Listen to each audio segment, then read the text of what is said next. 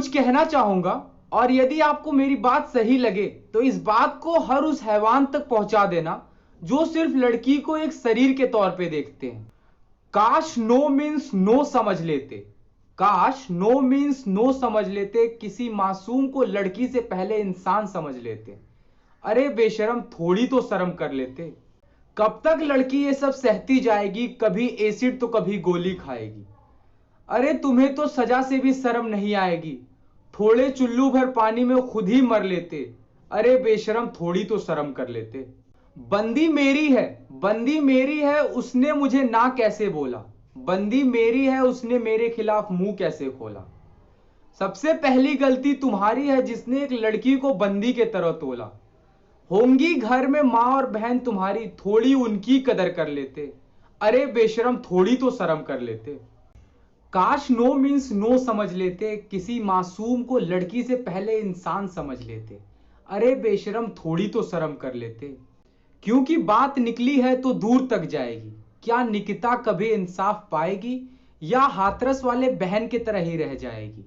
कानून का डर ना सही तो कम से कम भ्रम कर लेते। अरे बेशरम, थोड़ी तो शर्म कर लेते। नमस्कार, जय Hind, my name is Shubham.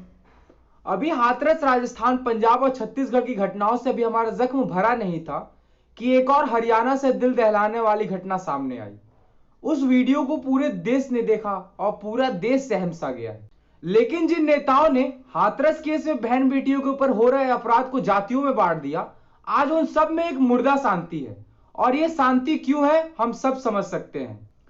काश उन नेताओं के लिए हम इंसान सिर्फ एक वोट बैंक नहीं होते, काश वो सबके लिए लड़ते, काश वो सबके लिए घास पे गिर जाते। लेकिन सबके लिए ना गिरना भी एक तरह का गिरना है, और ऐसे गिरे हुए लोगों पे सारदर थू है। लेकिन समाज का वो समझदार हिस्सा जो हाथरस केस पे भी दुखी था, राजस्थान समेत अन्य राज्यों पे घटित घटनाओं पर भी दुखित है, उन सब की बेबसी भरी तड़प एक बार फिर निकलकर सामने आई है।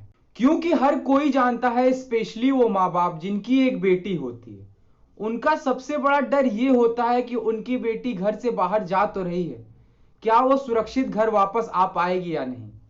लेकिन जब समाज में तौसीफ जैसे शैतान मौका की तलाश में अपनी हैवानियत दिखाने के लिए बैठे हो, तो वहां बहन बेटियां कैसे सुरक्षित रहेंगी।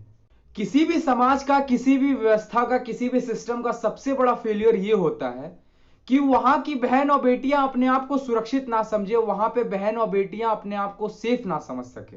और ये बेटियां कभी आगे बढ़ भी जाएं तो उन पे कभी तेजाब फेंककर, कभी चक्कू चलाकर या कभी गोलियों से उन्हें रोक दिया जाता है। हर कत्ल के बाद वीरान हुई घरों के बारे में ये दरिंदे नहीं सोचते। एक हंसती खेलती जिंदगी को बर्बाद करने से पहले ये दरिंदे नहीं सोचते, क्योंकि इन दरिंदों को पता है कि समाज में कोई प्रतिक्रिया करेगा नहीं और सरकार अपने ढर्रे पे यूं ही चलती रहेगी। लेकिन ऐसे हैवानों के साथ वही होना चाहिए जो कि उन्होंने इस लड़की के साथ किया। थैंक यू सो मच कि आपने मेरे वीडियो को देखा, और यदि आपको मेरी बातें सही लगती है तो ज्यादा से ज्यादा लोगों तक इस वीडियो को पहुंचाएं।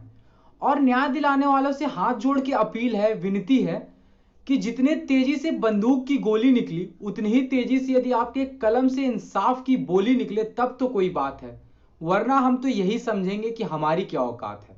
जय हिंद।